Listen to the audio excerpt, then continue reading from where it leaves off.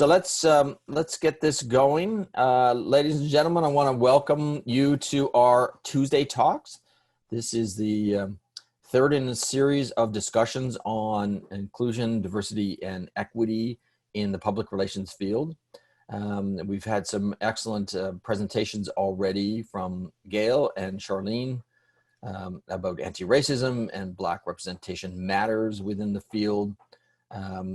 Upcoming presentations next week, we're going to have Sarah Goldvine to talk about how one particular organization in British Columbia, BC Housing, is tackling issues of institutional racism and what, as a case study, can be done from that perspective.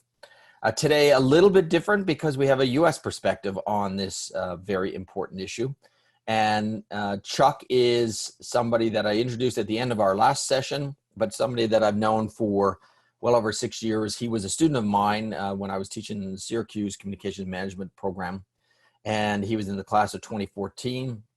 And a couple things noticeable about that class is that Chuck was the only male in that class, and he was the only, therefore, African American male in that cohort as well.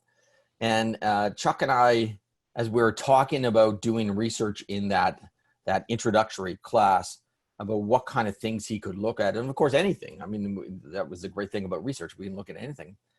But he and I sat down in the little restaurant area in Newhouse, and we had a conversation about, well, where are people like you?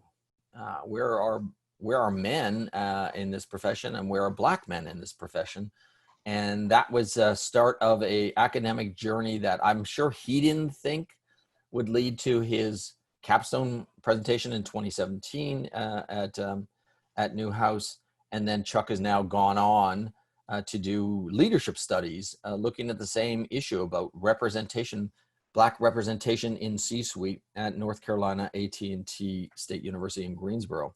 Chuck is also the Executive Vice President and Chief Marketing and Communications Officer at Cone Health in North Carolina. And Chuck is going to give us a presentation on the research that he's done, but more right off the top, he's actually going to give us some perspective on what it's like to be on the front lines of healthcare from a communication standpoint in this era of COVID, and what his organization is doing to help address these issues of equity, inclusion, and diversity in a COVID health crisis that we have. So welcome, Chuck. Welcome up across the border, a different border, and we look forward to your presentation. Thank you, Terry, and good afternoon, everybody. Terry, I appreciate the invitation, and I always appreciate the encouragement that you continue to provide, because surely I would not be sitting here were it not for that conversation in the cafeteria at Newhouse, where you encouraged me to do the research that I have done. So thank you for doing that. I will start by giving you just a lay of the land about what's going on with COVID-19 here in the U.S. And maybe another time I can come back and talk in more detail about what that means on the front line for healthcare folks. But just to put this whole pandemic into context, one of the sources that I go to often, and we actually do here at Cone Health, is the Johns Hopkins dashboard. It's actually out there. You can Google it, and it will give you worldwide data almost on a real-time basis. So just to set some context, as of about 10 minutes ago, there were 13,135,616 global cases of COVID-19 that had been diagnosed. In the US, of that number, roughly 3.6 million cases have been diagnosed. That's followed by Brazil at 1.8 million, and Terry, and for those of you in Canada, you're at 110,000. So clearly headed in the right direction if you are in Canada. As it pertains to deaths in the United States, again, as of a few minutes ago, roughly 135,000 deaths, and that number is clearly higher than we would like for it to be. In North Carolina, we are seeing some of the highest numbers that we have seen because we're coming off the heels of 4th of July holiday. And people were out and about, many not doing the social distancing that we want them to do. And so all it takes is anywhere from 7 to 14 days and you find yourself testing positive and perhaps needing care. So that's what it looks like at a high level and here in North Carolina. I will say, and we can certainly talk another time, this pandemic is unlike anything any of us have ever seen. So it doesn't matter if you work in healthcare or not, but particularly if you do, we are creating things for the first time. So care is being understood in a very, very different way. And actually, the way we communicate during a pandemic has taken on a very different form. And so we've learned a lot. And again, would love to come back at another time and talk to you about some of those things. For the time that we're together, we're going to talk about why there are so few African-American males in the public relations perspective. So quickly, this is what we'll talk about in the time that we're together. I want to ground us in the current state of the industry. Then we'll briefly look at the literature review that I did for this research. That then identified the research opportunity. I'll talk about the methodology that I used in the data analysis, the results, conclusions, as well as next steps and how we keep this work going. So at a very high level, if you look at data from the U.S. Bureau of Labor Statistics dating back to 2015, and sadly not much has changed over the last 5 years, there were roughly 559,000 people who were employed in the field of advertising, public relations, and other related industries. And of this total number, roughly 51% women and men making up 49%. If you look at the total number of men, African Americans represented 5.9%. If you look at the total number of women, 4.7%. And then if you look at the total number of professionals in the field, African American men were roughly 3%. So not a lot of representation there. So let's look at how the evolution of our profession has impacted the state of the industry. So I'm going to give us a brief history lesson. I am sure that most of you know this, and it just helps to set the stage for why we are where we are. If you go back to 1906, most people agree that Ivy Lee was credited as the first public relations consultant here in the U.S. back in 1906. He was followed by Arthur Page, who in 1927 became the first public relations practitioner. These two men were white, and they paved the way for the industry to take shape and become the discipline that we know today. And history records that as the business was evolving, it was doing so at the exclusion of African Americans in the field. You go to the 40s and 50s, a handful of minorities joined the field by that time. Significant numbers entered following the Civil Rights Act, but it was still unclear about what was happening to these people as a part of their journey. In the early 60s, a study shows that the field still remained primarily employed with white men, at least through 1961. And at that time, women were beginning to enter the field. And by 1960, women represented about 25% of the industry. Going into the late 60s and 70s, job opportunities in the field opened for African-American men and women for the first time. Black men in particular were in greater demand, and practitioners of color entered the profession during this time. And a few were in the field of fewer in the public relations field, more than before. The 1980s and 1990s, according to research by Larissa Gruing, public relations industry has remained pretty much a female-intensive field. And then in the last 15 years, women have come to represent the majority in both the classroom as well as the office. So you see, continuing to see more women who are entering the field. So Collins in 1977 said this: so even after more than 30 years of social and political pressure to diversify, the net result is more Black managers, but negligible gain for Black men in the decision-making strongholds of white corporate America. Despite their gains in entry, African Americans clearly stagnated in their climb up the management hierarchy, thereby failing to make inroads into key decision-making positions in the racial redistribution of power. So that was the state of our field in the 1997s. So what's going on today? So what roles do African Americans, particularly men, have in public relations management as well as decision-making at higher levels? So Logan examined the leadership landscape and found that, again, about 94% of public relations managers in the U.S. were white. This number was reinforced a little bit later in a 2010 PR Week magazine power list, where the majority of the folks there listed were, again, white. Research published in 2015 by the National Black Public Relations Society offers this insight. 62% of those who responded said they have no African American men in communications leadership roles in their organizations. Another 37% say they don't have any African American females in communications leadership roles, and 47% don't have any African American males working in communications in their organizations. So not a positive picture there. Again, looking at the leadership landscape, out of the top 25 public relations leaders at the top 25 firms who were part of the study, all the leaders were white. And of this number, 18 were men, 7 were women. The landscape was about the same on the corporate communications side, with 1 Asian and 1 Hispanic leader, but no African Americans. So based on this research, the author concluded that there are no African American men or women at the highest leadership levels in public relations or corporate communications at the top firms in the United States. Results of a survey from Page Society members found that most members of their teams were white and female, but leadership is primarily male. So that then led to this research, and my goals were as follows. 1, to learn why there are so few African American males in the field by focusing on their perceptions and experiences, so their lived experiences. I then wanted to determine if the profession is at a competitive disadvantage by not having a stronger presence of African American male practitioners. I'd love to offer insight into what barriers, if any, are preventing more Black males from entering and advancing and thriving in the profession. I then wanted to offer solutions for turning those barriers, whether real or perceived, into avenues for positive outcomes. And then finally, I wanted to publish what's learned.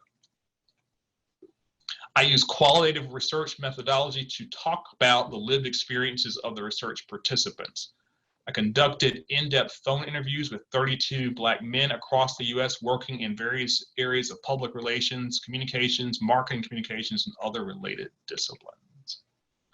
The interviews were conducted over a 5-week period from February 16th through March 16th of 2017. And again, my goal is outlined there, to identify men representing all levels of the industry. I wanted to talk to professionals who worked in, again, all the fields that I just mentioned.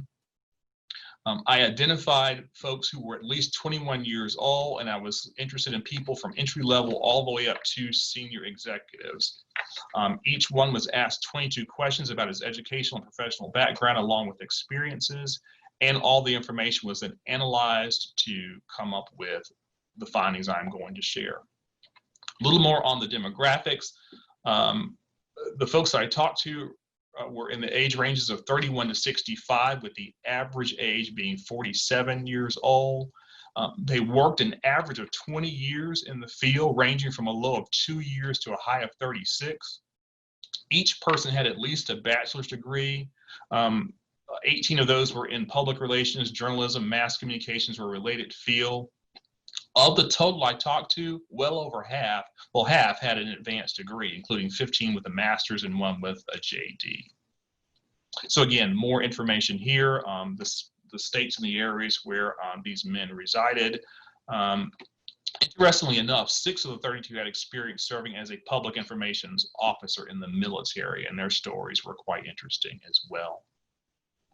So with that as context, I will walk you through the 3 research questions and what I learned in doing the research. So my first research question was, once African American males graduate from college and enter the public relations profession, what are the barriers, either real or perceived, that keep them from advancing in the field? And here are the themes.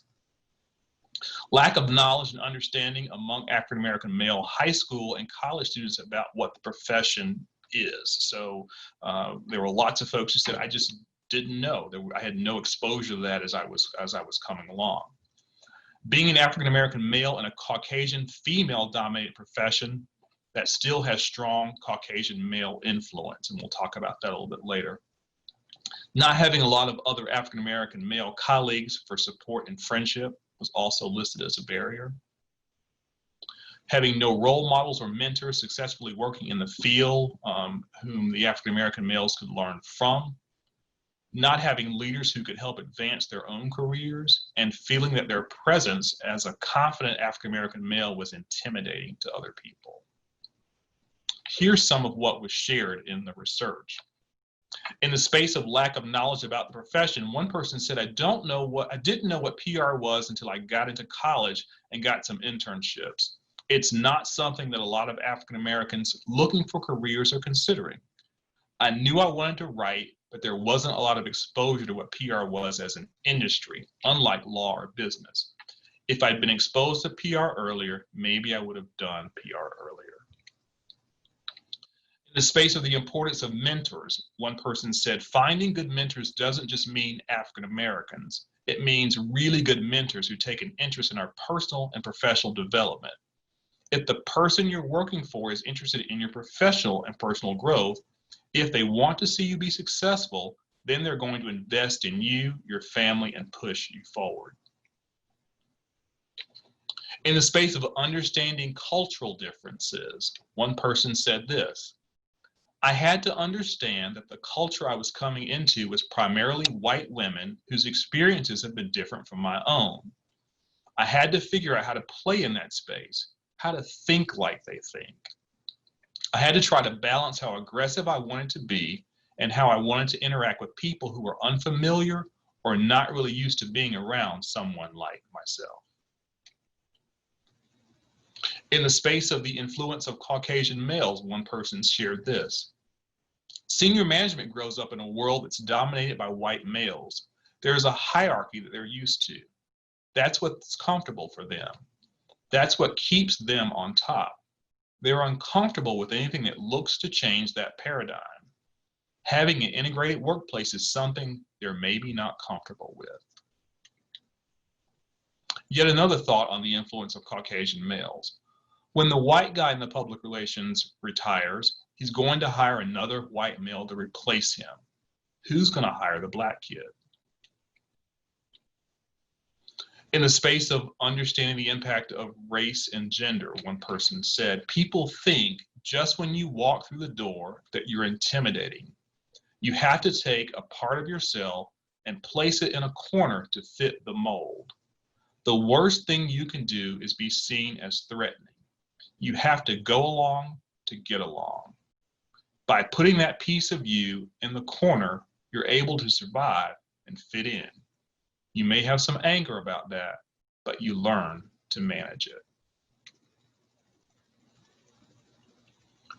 In the space of navigating drinks, dress, and dialogue, one person shared this. There is a social code that goes along with being in the industry. If you were invited, you had to decide if you were going to go outside of your neighborhood and have a few drinks or not. You may not go to every one of them, but you do want to go to some. That's where you find out what new positions are coming available, what new business is coming into the firm. If you're not taking advantage of these gatherings, you often lose out. Yet another said, I recognize as a black man, it's definitely important to be cognizant of my dress and how that is perceived to others.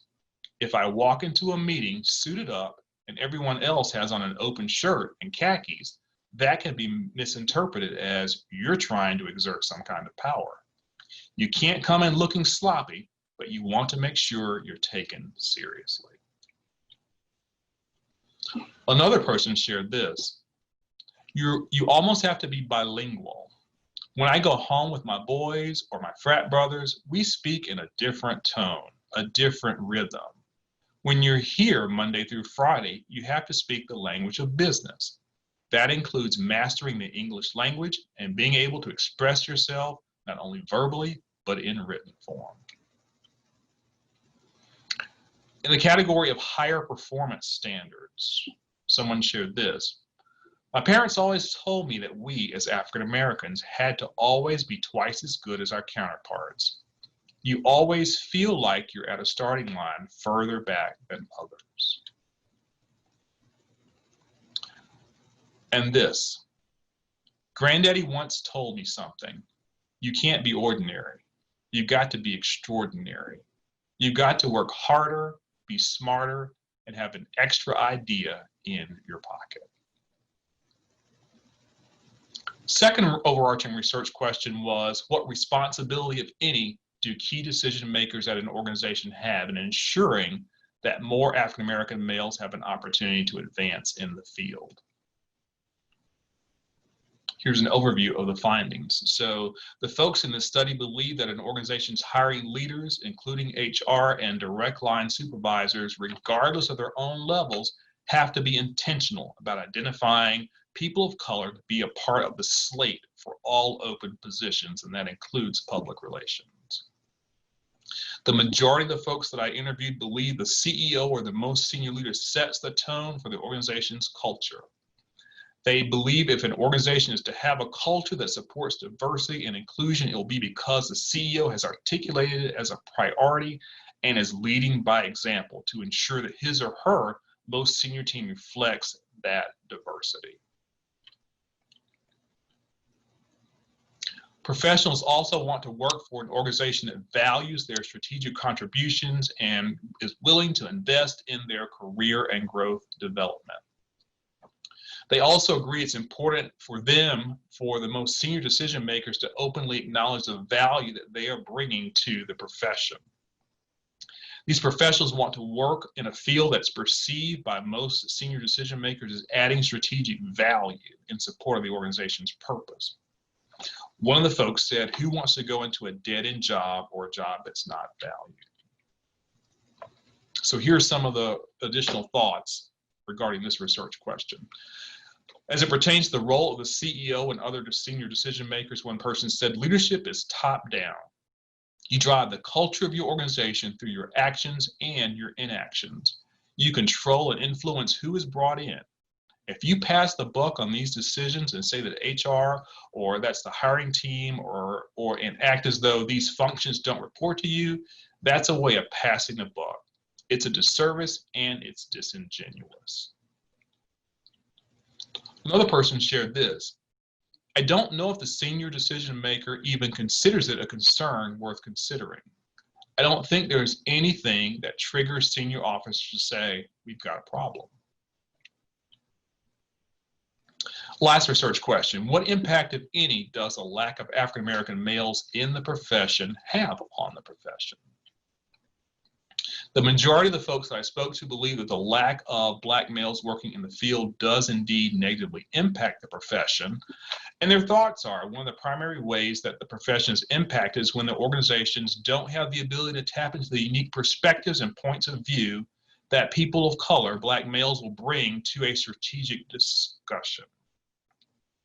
These professionals also believe their perspectives add value not only to the discussions about public relations, but also to overall business strategy. They also believe their perspectives, as well as their thoughts and ideas from their different backgrounds, add to the fullness and the richness of those discussions.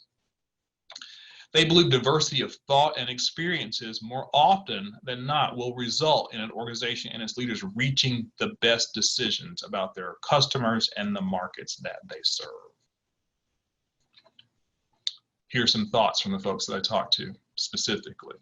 One person said, "Diversity isn't just about color, it is about thought and opinion." Yet another said, "You've got to practice what you preach. You've got to show that there are opportunities even at the senior level. Everybody at the top of the table shouldn't look the same, particularly if you don't have a customer base or an employee base that doesn't look the same." This is on the impact of African American women. So one person says there are disadvantages, though, according to one professional, of relying solely on African American females. You don't have that African American male voice. As good as they are, they can't represent the voice of an African American male like an African American male. In terms of public relations being a respected and viable career path, one person offered this: they, referring to our most senior decision makers, have to talk about public relations as something of value. They have to see a career pathway that makes sense. They don't want a job where they're having fun but not advancing. They want to have an impact on the organization. So this speaks to why a lot of people have not gone into it, because they don't necessarily understand the value and don't think others see the value that we can bring. Yet another one that offered this. So the higher ups don't necessarily value PR, so I don't think they'll get that deep and say there are no African American males here. It's just not in their realm of thinking. If there's no money or impact to the bottom line, they'll keep going like they're going. Yet another offered this. Everybody thinks they can do your job. They're not qualified. People don't understand there's expertise to this career field. They may be a good writer, but you can't do your job as well as you do. This is one of my favorites. I always tell my boss that you don't want me to be the CFO or the engineer. So why would you want somebody else who's passing through to give you communications advice? So what are the conclusions of all of this research? So there are barriers that exist based on my conversations with these 32 that could prevent Black men from entering into and advancing into the field. And again, as a reminder, it ranges from lack of knowledge and understanding as young as high school and college about what the profession is all about. Another is being an African American male in a primarily white female dominated profession that still has strong white male influence at the top. Not having role models and colleagues for friendship and support, not having mentors who work in the field, not having leaders or sponsors who can help advance their careers, and feeling their presence as a confident Black male in the workplace can be intimidating. Also, based on the research, it can be concluded there are roles that professionals believe that the most senior decision makers should have in ensuring that there are more Black males in the field. The majority who participated in the research believe the lack of Black males in the field impacts the profession, and the professionals who participated in the research believe their perspectives do add value, not just to discussions about the public relations piece of this, but about the overarching business strategy. Many of the professionals I spoke to believe that the profession will remain at a competitive disadvantage if there are not more African American males who are at the table. By comparison, a small number of professionals who participated do not believe that the lack of African American males in the field places the profession at a competitive advantage. Instead, they believe the presence of African American women helps compensate for their absence. The majority who participated in the research agreed that organizations that compete for market share or share of voice in African American communities are at a competitive disadvantage, not having representation from African American males. And those professionals believe the presence of a Black male adds tremendous value in discussions where organizations trying to appeal to consumers at all levels, but particularly African Americans. So as it pertains to future research, there's always an opportunity, as Terry would share with us, to do more. So future research could focus on strategies to bring more African American males into the profession. Specifically, additional qualitative and quantitative research could be done in partnership with some of our leading industry organizations and their members. This partnership would open up the door for access to a broader pool of research participants. And so that is something that I would love to be able to look into, and I encourage others, frankly, to do the same. It is my hope that this published research will be read by those who are in decision-making roles in particular, who are willing to do their part to make the field more welcoming for other African-American males. And those organizations include, of course, PRSA, IABC, PAGE, and IPR. So with that, I thank you for your time, and I will open it up to your questions, comments, or thoughts. Great, Chuck. Thank you very much. An outstanding presentation, outstanding research.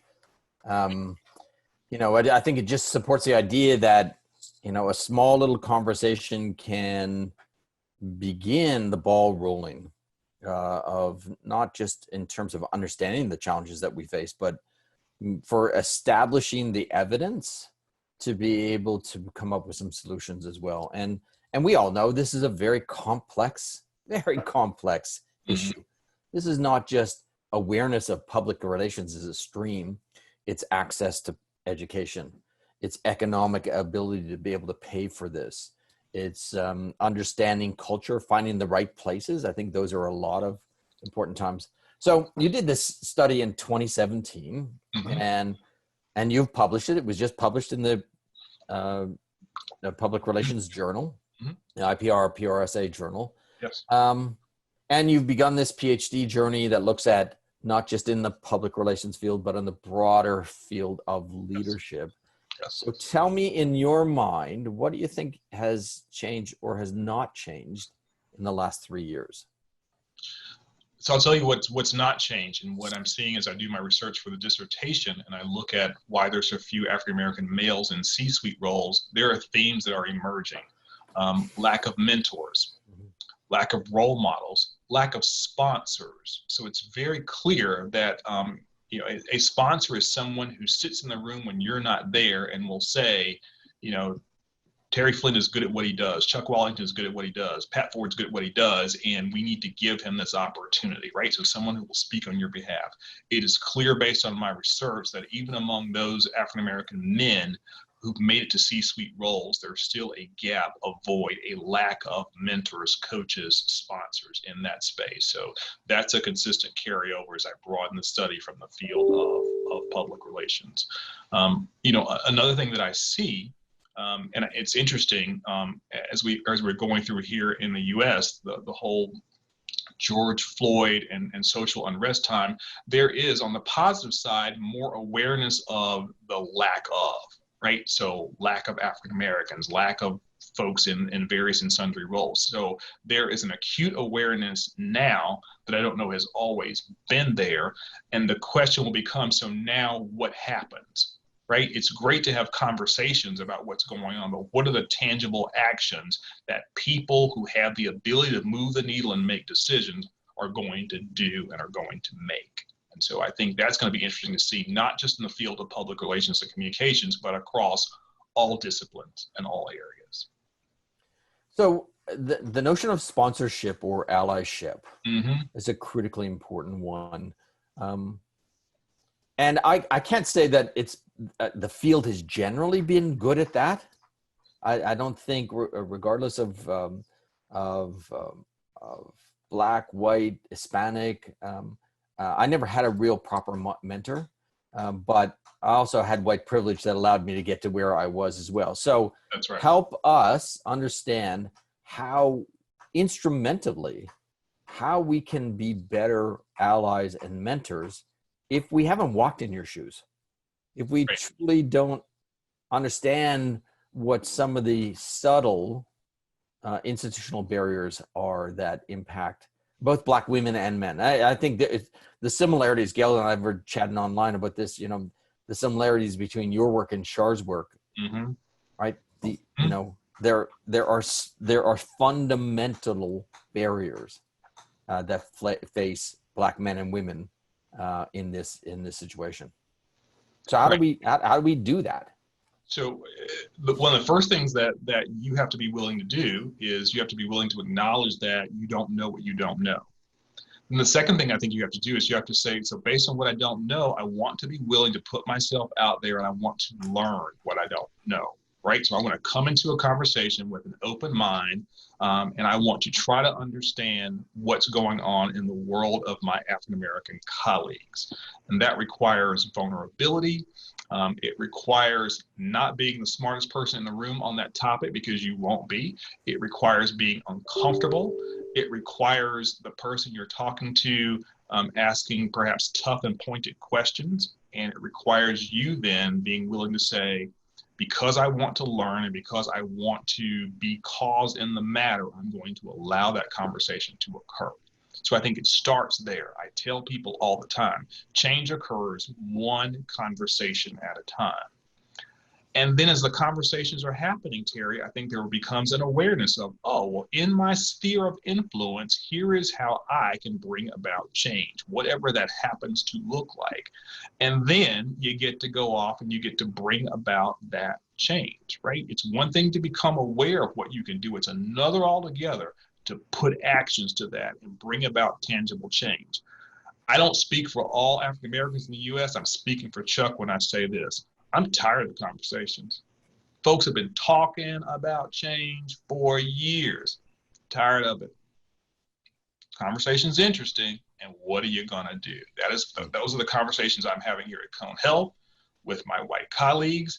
I am having it with the folks who work with me. I am having it wherever somebody will listen. The conversation is just grand, and what are you going to do about it? So I think it's that, Terry. I think it's putting yourself out there, being willing to learn, be willing to ask the questions, be willing to have somebody else ask questions of you, and then being able to say, so now, here's what I can do. And you don't have to do something grandiose, just do something that's positive that moves the needle. If we all do something positive that moves the needle, that will bring about the change we're looking for.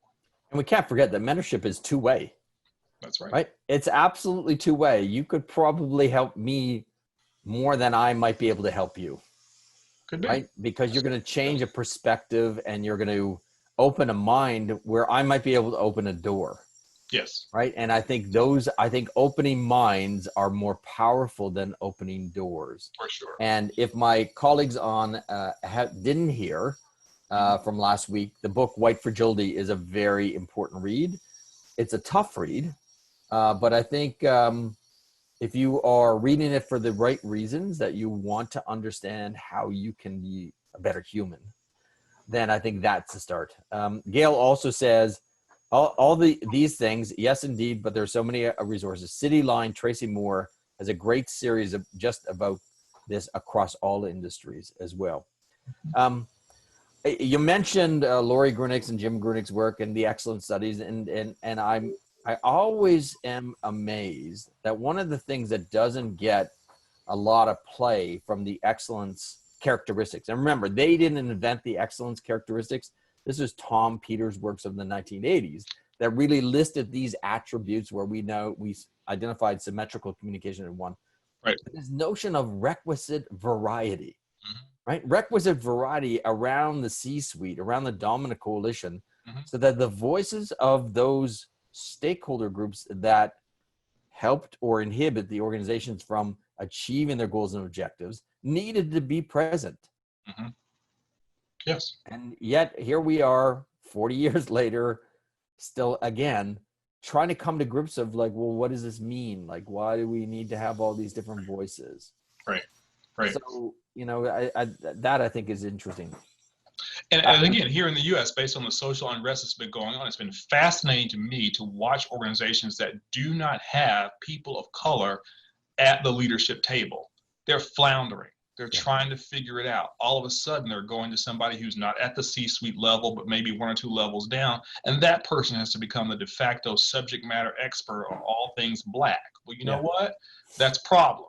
Yeah, that's huge. Problem. You should have thought about that before you found yourselves in this situation where now all of a sudden you got to go grab somebody and hope that person can be your subject matter expert. Might you have been prepared for this if you had someone who was willing to have those kind of tough conversations with you all along? Yeah, and I'll encourage everybody else that's on, just if they have questions, to put them in the chat. But to Chuck, one of your comments struck me about somebody that said, we've got a problem, right? So the question I had, do you think the current environment will trigger senior leaders to recognize we have a problem? Do you think that there is actually going to be any change? I do. I definitely do. And again, I'll talk about the situation here. So, I work for a phenomenal CEO who is a social worker by training, and his mission in life is to change the world. And so I spend a lot of time helping him understand he can't change the world, but there are some things that he can impact and he can influence. And so 2 days after the murder of George Floyd, when we were opening our executive team meeting, one of the things that he does is he goes around and he says to folks, so how are you? Let's check in. And he looked at me from across the room and could see my body language, and he knew that I was not in a good place. And so he said, Chuck, I'm not going to start with you. And I said, that's probably wise.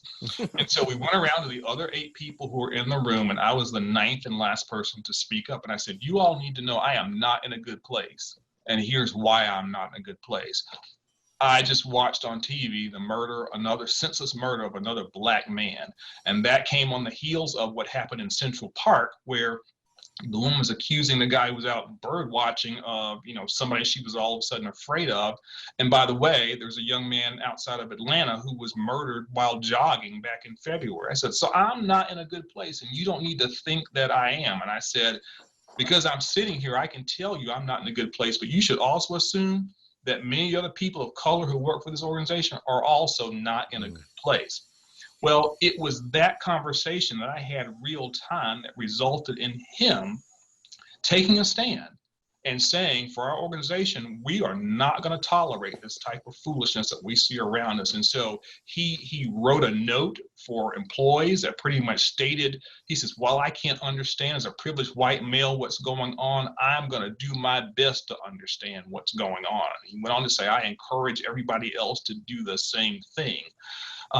That internal note ended up going out on some of our social media channels. And what happened the next day was all of a sudden in this community, he had become the white thought leader on, okay, we can't just do the things that we have been doing. So I share that because that his actions, I believe, were prompted by me saying, I'm not in a good place, and you need to know I'm not in a good place. And so I applaud him for taking those actions, and having a Chuck around the table helped ground him in the fact that the world is not humming along like you think it's humming along. It's interesting. Gail has said that PR societies are struggling with this as well, and it's shocking. But it's not just PR agents or societies. It's the entire, I think, all organizations are struggling with this because they haven't addressed it and they haven't dealt with it. And they've said, hey, look, we're multicultural, we're multiracial, we have this person here in that kind of position. At least they're not just kind of dragged up from the bottom and said, hey, you're it. Right. But, some of the issues are, how do we have the conversation? The white fragility, this notion, I'm afraid to talk, Chuck. I'm afraid to ask a question because I don't know what. No. I'm role playing here. Okay. No, I'm not. I didn't think so. But those are people that are, there are out there that are saying, I don't want to sound stupid. I don't want to offend anybody. How do I have the conversation? That's the question. That's the question. Well, you know what, Terry? Black people have had to figure out how to ask those questions and have those conversations all of our lives. So 1, welcome to our world. 2, it's okay to say, hey, Chuck, I don't know what to say. I kind of want to have a conversation and I don't even know where to begin. Are you willing to at least start a conversation with me? The worst I'm going to say is no. And the best I'm going to say is sure. Let's go grab a cup of coffee and let's have that conversation. But you, Terry, have to be willing to do just that. That's Terry on behalf of the rest of the white guys. Exactly. On behalf of people. Exactly. Right. That's what you have to be willing to do. You have to say, you know what, I'm going to be as uncomfortable as perhaps I've ever been in my entire life. But if I'm going to be a part of the change, I'm going to put myself out there and I'm going to say, I want to have a conversation, or I want to learn, or I want to do more, and help me get started. I would offer the vast majority of people will say, sure. Absolutely. I had a mentor. My only mentor in public relations was a woman by the name of Beverly Robertson. She and her husband, Howard, ran a PR agency in Memphis, Tennessee, and I had a contract in Memphis. And I hired her to partner with me on a program, but I also hired her as my mentor. Tell me, help me get there. Beverly also happened to have a part-time job as the executive director of the U.S. Civil Rights Museum. Mm-hmm. So she took me to school. Mm-hmm. And she took me to school. She took me to her church. She took me to her home. We met her neighbors, and it was the best education I ever had, mm-hmm. Right? So I think that's the part of finding those mentors across the way also to help you have those conversations. And the conversations, Terry, are not one and done, right? No. Everybody, both you and whoever you reach out to, have to be willing to invest time, right. Years of time into it. Sandra and I have friends that we met 20 years ago, and I had hired them to do some work for the organization that I worked for, and I just thought, oh, this is a nice couple, and I'd love to get to know them. So the long story short is we went to dinner, and that was 20 years ago, and we've been going to dinner and traveling and entertaining each other's homes for the past 20 years. And I enjoy our conversations about culture. I enjoy our conversations about, color barriers and things like that. And Sandra and I know we're going to be teaching with each and every one of those encounters, and it's what we are supposed to do. If they're willing to listen and ask the questions, we're willing to try to at least enlighten two people and, and help them understand more about our world. Any other questions? I see the Honorable Pat Ford sitting from his perch seat. Pat, any thoughts? The work that you're doing with the Diversity Action Alliance in the United States, you might want to just talk about that as well. Thank you. First, let me say, Chuck, that was a terrific presentation, and I think that your research has been very helpful. And I think this is something that a lot of us have been talking about for decades, and I can attest from many of my conversations and efforts to mobilize some action in the past couple or 3 years, that you have a lot of company among people who really would prefer to just not have any more conversations and start moving into action. That said, moving into action requires some discussion and understanding and planning. And I thought, the Planck Center had a diversity and equity inclusion summit. They've had a couple of them, but the first one they had, Don Thompson, the former CEO of McDonald's, was the keynote speaker. And he was explaining how he approached trying to diversify his company and change the mindset of people while he was there. And the phrase he used was institutionalized intentionality. In other words, he was hearing a lot of intentionality from around his organization. And what he started to realize was he needed to keep coming back and challenging from his perspective, but then build that into the culture. Yes. To systematize this intentionality and follow it up.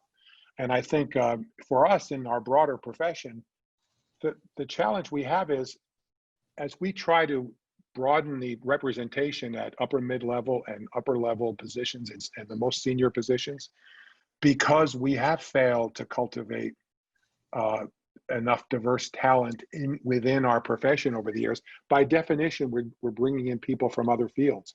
It could be the natural feeder fields like journalism and such, or academia, or government, or from other parts of corporations that move into the public relations and communications realm. Yes. And one of our problems is, over the years, and I'm speaking here as a longtime PR agency guy, I always felt like we did a pretty good job of doing entry-level skills, upping people's skills, the core skills. We didn't do enough on building in that sense of respect for, appreciation of, and a hunger for learning, for that, having that propensity to learn, and why that matters at every different level of our career. And so as we then recruit people from other fields, whether or not they come from a diverse background, they once they change those careers, especially moving from, let's say, corporations or governments into an agency, it's a different feel. You're working in a much different kind of environment. You're not working with one team. Your metrics for success are different. And what I found is, even when the senior most, when I, as a regional CEO in both North America and then Asia Pacific, repeatedly insisted on building more training and orientation on how to adapt to our business for more senior talent, it was just hard for our business to do. The crunch of day-to-day business, you'd have that intention and it would get pushed aside. And I think one of the things that I've been trying to concentrate on more lately, and I think you and I have talked about this, is finding ways to build that learning, that 360 learning process and culture in all our organizations, so that we can not only tolerate, but actually crave different backgrounds and see the value of it. And I think the one hope I have, in addition to the increased urgency from the broader discussions that are happening in the US here, but around the world over the past couple of months, one of the hopes I have is that the tremendous amount of change that our business and that the world is going through creates the opportunity for changing some of those dynamics. And I wondered how you feel about that. I think we've all had to adapt to different levels of understanding of data and technology and social media and so on, and so we've had to recognize that we needed different ways to evaluate talent for hiring, for promotion, for leadership positions. And I'm hoping that this confluence of realities and crises might actually get us to a point where this time it is different. And I wonder if you think so. I agree. I hope so. I hope that the smart corporations, the smart businesses, regardless of the size, will say, you know what, if we're ever going to be disrupted for something positive, let's use what's going on now as a strategic reason for doing just what you just described. So one other quick story. So I was invited by a smaller public relations firm to come and speak to them virtually about 3 weeks after the George Floyd killing. And so the first thing I did from the person who invited me was I went to their website and I looked at the website. 12 senior leaders, not a one looks like me, right? And 9 of the 12 are men. So I said to the person who invited me, well, that's your first problem, right? You don't have people who look like the community that you're working in on your leadership team. And by the way, you employ 49 people and only one of them is a person of color, an African-American female who's at an associate level. So if you, the organization, want to make some changes, you need to, at your next opportunity, hire someone at the senior level, allow him or her to have meaningful responsibilities with P&L responsibility, and respect that person for whatever he or she has to say about the business, right? So that's just a way of reinforcing what you're saying, Pat. I think it has to be intentional, and this is as good a time as any for organizations, regardless of their size, to say we can look differently and act differently and think differently and be differently for the right strategic reason. Now is a phenomenal time to do just that. Yeah, you can't ever get away from the duh factor, can you? Right. It's like, whoa, just look at your reality. Yeah. Listen, it's 1:02 on the East time, and I know a lot of people are heading off to go back to their work. Chuck, I want to thank you very much for the opportunity that you've given us to share your experiences and your research and your counsel and advice and your mentorship to us. I want to thank you for helping me walk along my journey over the last, just since you and I got to know each other, but more importantly, to open the eyes and minds of those of us who want to help, that need to find a way to help and to look at the opportunity to getting involved. I hope that this isn't just a one and done conversation with you, but the atmosphere that we're engaged in. We understand that our lives and our countries and our cultures are at very different places right now. Mm-hmm. And I have a sense that these are going to be difficult days ahead still. But know that you have many allies that are here with you and want to help in any way we can. Thank you, Terry. I appreciate that from you, and I appreciate it from everybody. So thank you all, and please let me know how I can help you to advance the conversations. And soon I'll be calling you Dr. Wallington, but don't you think that you're like gonna use that, a bow tie and a doctor? Yeah. Okay.